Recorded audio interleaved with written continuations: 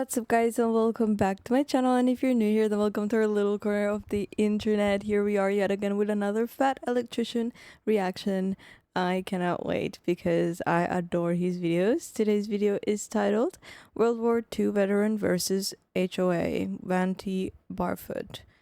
Absolutely no idea what this video is going to be about, but I guess we'll see. Trifecta video where I finally get this is a trifecta video where I finally get to talk about the military while simultaneously bashing on Karens and HOAs all at the same time. Ladies and gentlemen, the year is 2009. It's December, and it's been one of the craziest years in recent history. Barack Obama has just been inaugurated president, the record for the highest grossing. Oh, this is not long ago. I quote, aesthetic reasons relating to curb appeal. And I know what you're thinking. How on What? In your own country? What? earth can you order somebody in America to not fly the American flag in their own front yard? Well, unfortunately, this gentleman lived in an HOA, a homeowners association, which if you don't know is basically diet communism. It's where a bunch of people build some nice houses, then they get together and they're like, hey, we got all these nice houses. You know what we need? More government. We've got federal, state, county, municipal. It's not enough. We need even more rules. We should come together, designate a tribunal of elder Karens to make all the important decisions for us, you know, like whether or not I'm allowed to park my truck in front of my house overnight, what colored flowers I'm allowed to grow in my garden, and what— Oh, I hate that. Imagine like buying a house and not knowing that it's part of like a community like this, and then I don't like this. I remember. Wait.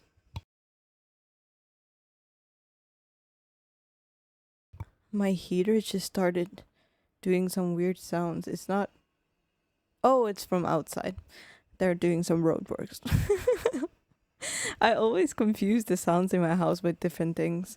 But yeah, as I was saying, imagine moving to a neighborhood and planting flowers in your garden and then having to take them out because they're not the right color. And that I remember that I watched a video on or I think I read it on somewhere, that a lady had put flowers in her garden and her whole garden was filled with flowers, and she had to take the whole garden down because it wasn't appropriate to the neighborhood. Sure. If I buy the house, I put whatever flowers I want to. If I want them to be blue and white because I'm from Finland, then I'll do blue and white. And if I want them to be the colors of the American flag, then I'll do that. Thank you. what color I'm allowed to paint my fucking house, you know, to protect our property value. But it is on this day that the tribunal of Karens in charge of the Sussex Square HOA in Richmond, Virginia are about to find out the hard way that they have picked a fight with the wrong guy, because this is not just any old man. This is retired Army Colonel Vanti Barfoot, a combat veteran with 35 years of service and the recipient of a Silver Star, a Bronze Star, 2 Army Air Medals, the Legion of Merit, 3 Purple Hearts, and the Congressional Medal of Honor. And you're telling him to take the flag down? This video got me angry. And I was gonna say that I understand the first part if it's like something that's actually disturbing to the neighborhood, like, you know, you can't do whatever you want, you know, but this, like flowers or a flag, come on. Medals, the Legion of Merit, 3 Purple Hearts, and the Congressional Medal of Honor. Born in 1919, Van would grow up in Mississippi during the Great Depression as a one-quarter Choctaw Native American farm kid. Then, in 1940, at the age of 21, he would volunteer to join the U.S. Army. He would achieve the rank of sergeant by 1941, and then Pearl Harbor would happen. In 1940, the United States Army had 269,000 soldiers, and by the end of 1941, it had 1.4 million. And with now Sergeant Barfoot being a non-commissioned officer in a leadership role, he is one of the few people that America and the world would turn to train and lead all these new recruits into the largest war the world has ever seen. And that is exactly what Sergeant Barfoot did, leading his men through 3 amphibious landings at Sicily, Salerno, and Anzio before his entire unit would begin fighting their way inland through Italy. Then at the small town of Carano, Italy, This makes me so sad. He worked so hard. before his entire unit would begin fighting their way inland through Italy. Then at the small town of Carano, Italy, Barfoot and his entire company would be stopped in their tracks. In order to advance further inland, they were going to have to go through the mountains. But in those mountains, the Germans had established fortified fighting positions, and there was seemingly no way through. Over the course of the next several weeks, Barfoot would lead his squad through scouting missions, trying to find any possible way through the German defenses, but there were none. Every single possible pass through the mountains, Germans had laid down a minefield, covered that minefield with fortified machine gun positions, and on top of that, they obviously had the high ground. After being halted for over a month, the order would finally come down that Barfoot's company is to just attack, run face first into the German defenses, and try to fight their way through it. Now, if you watched last week's video, you know that trying to fight fortified machine gun positions with the high ground is an absolutely terrible idea. If you didn't, there's this We really need to watch that. guy, Jake McNasty McNeese. Him and 34 men successfully beat 700 Germans in a firefight because they had fortified machine gun nests and the high ground. And this time around, the Germans have that plus a minefield. This is borderline a death sentence for Van's entire company, and everybody knows it. Now, Sergeant Barfoot believed that leaders should lead from the front and be willing to die for their men if necessary, which is the politically correct way of me telling you that Barfoot's about to do some gangster shit. He goes to the company commander and is like, hey, we're all gonna die anyways. Let me go out there with just me and my squad. We'll try to traverse the minefield, get in there, take out all the machine gun positions just by ourselves. Company commander's like, I mean, we're all gonna die anyways. Fuck it. Why not throw a Hail Mary, give you a shot? So that's exactly what they do. Barfoot takes off like a bat out of hell, leading from the front, not checking to see how far behind his men are. He then makes it all the way through the minefield, jumps into the ditch, looks behind him. His men haven't made it yet. Doesn't matter. Gotta keep pressing forward. He gets to the first enemy machine gun emplacement, throws a grenade in there, blows up, bang, goes in to check, just anatomical confetti everywhere. Nobody survived. None of his squad mates have made it yet, but he hasn't heard a mine blow up in the background, so they must be okay. They're just being overly cautious. He advances to the second machine gun emplacement, rushes in, kills 2 Germans, the other ones surrender. At this point, Barfoot's squad catches up with them. Apparently 2 of them have gotten hurt while traversing that minefield, at which point Barfoot's kind of just like, fine, whatever, just stay with the prisoners, I'll take care of it. Just complete dad energy of like, hold the flashlight and stay out of the way, I'm fucking working. He advances to the third enemy machine gun position completely by himself. Bear in mind, these Germans heard a grenade, a bunch of submachine gun fire, Germans screaming, and now there's just boss music playing, and it's getting louder as Van gets closer and closer. Van turns the corner, the Germans are like, fuck this, I quit, I surrender. I give up, you win. At this point, Sergeant Barfoot has effectively saved the day. His entire company now does not have to bum rush a minefield and a bunch of fortified enemy machine gun positions.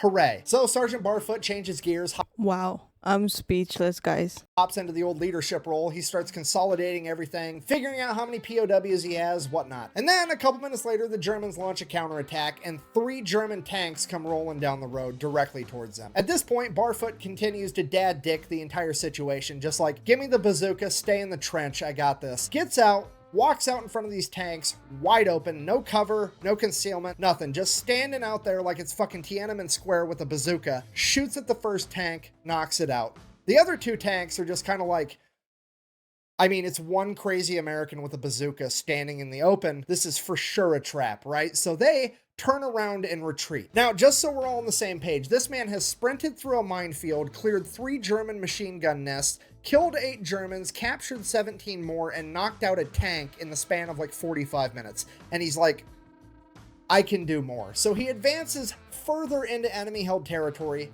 by himself, finds a German artillery emplacement, proceeds to blow that up too, and then he's like, By himself. okay, that's probably enough for today.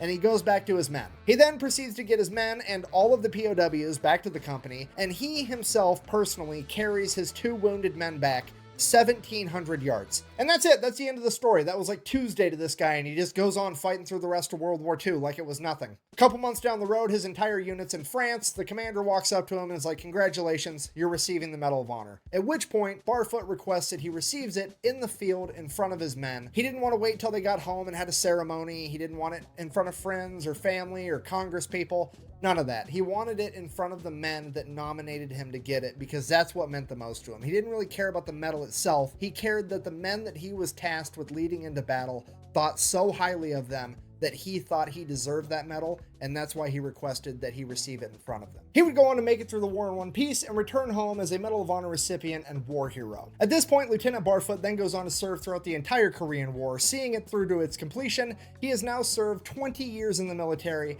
and it's time to retire, is what most people would say. But Barfoot, on the other hand, is like, fuck it, I just need to do something new, something exciting, maybe a little bit easier on my knees. This whole light infantry thing isn't as light as I heard it was. I want to go ahead and be a helicopter pilot. So he goes to Army Aviation School as a major, and at the age of 40, ends up being one of the top helicopter pilots the Army has, and then he goes on to serve in Vietnam as a helicopter pilot. Okay, if you don't know, during Vietnam, like most dangerous jobs, tunnel rat, helicopter pilot, door gunner, hands down, not even a question, serves throughout the entire Vietnam War, comes back home, finally retires after 35 years in service and achieving the rank of colonel. He then goes on to finish out the rest of his working life as a military contractor. Now, military contractor. This man, wow, he did so much. I'm angry. That could mean anything. He could be serving food at the chow hall. He could be sitting in an office giving people advice, writing manuals.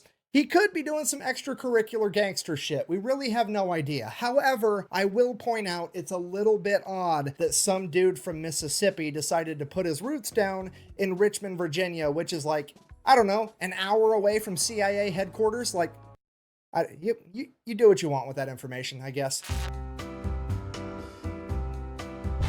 Then, after a career of doing some extracurricular gangster shit, contracting, he would go on, retire, and live happily ever after until one day in December of 2009, when at 90 years old, he would open a letter informing him he was not allowed to fly the American flag in his own front yard, which, bear in mind, literal Nazis with machine guns couldn't stop him from flying the American flag in Germany in the 1940s. And now you're gonna try to tell him he can't do it in fucking Virginia in his own front yard. It's a bold strategy. So the next day, Colonel Barfoot's son-in-law calls up the local radio show. They run with the story. It gets picked up nationally almost immediately. Everybody from the White House press secretary to Fox News to the local VFW is absolutely furious. Okay, stop. At this point in time, it's 2009. Barack Obama's president. Do you understand what I've just told you? This HOA is fucked up so bad that they've got the Obama administration and Fox News to agree on something, okay? This is a critical fucking error on their part. The HOA would end up backing down within a week because apparently when the entire nation is looking at you like the Eye of Sauron, it ends up being bad for the aesthetics and curb appeal of your little neighborhood. And then the law firm that wrote the letter in the first place has since renamed and rebranded their entire law firm, and it's been signed into Virginia state law that no HOA can tell anybody to not fly the American flag on their property. Colonel Barfoot, proving victorious yet again, would then go on to fly the American flag in his front yard every single day for the next 2 years until passing away in his home. Good for him, but I'm so annoyed that he got molested like that. At the age of 92. And as of March 2023, Fort Pickett in Virginia has since been renamed to Fort Barfoot in his honor. So in conclusion, whether it's a little old man at the restaurant eating ice cream for dessert, your friendly neighborhood mailman, or just some elderly gentleman trying to fly the American flag in his front yard, try to be nice to everybody because you really might not know who you're fucking with. Thanks for watching. Best way to support the video is go buy some merch at thefatelectrician.com. Quack bang out. I feel personally, and still feel personally, that I was doing my job. A leader is supposed to protect, lead, and sacrifice himself if necessary. I just can't imagine me ever fighting for a leader that wouldn't do that. What a sweet man, guys. What a sweet man. I love that he was able to fly his flag, which is absolutely insane to me that someone would tell you not to fly your own flag in your own country. But I'm so glad that he was granted that. And he could do that for the rest of his life, but I am very annoyed as well that he got told to not to do that, like to not do that. I think that's absolutely wild, and very disrespectful. Anyways, guys, thank you for joining me for this video. I really hope you liked it. Please leave your thoughts in the comments below. Leave a like, subscribe, and I'll see you guys in the next video.